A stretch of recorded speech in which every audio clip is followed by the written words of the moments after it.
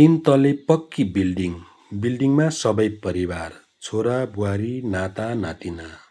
एकजना बुढी सासु, बुहारी बिहानै उठ्छिन्, आङ तन्काउँछिन्, हिजो गरेको स्ट्रेट कपाल हातले यसरी सम्हाल्छिन्, स्ल्याक्स लाउँछिन्, स्पोर्ट जुत्ता लाउँछिन्। त्यहाँबाट सासुआमालाई भन्छिन्, मम्मी म एकछिन मर्निङ वाक गरेर आउँछु है।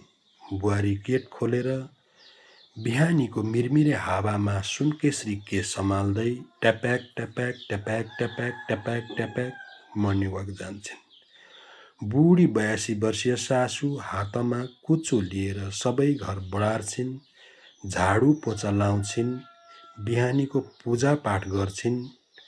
घाम झुल्किन आँटेको हुन्छ, चिया बनाउँछिन्, छोरालाई दिन्छिन्, नाता नातिना दिन्छिन्, बुहारीलाई पनि बनाइदिएको हुन्छ। घाम निकै माथि पुगेको हुन्छ, बुहारी आइपुग्छिन्।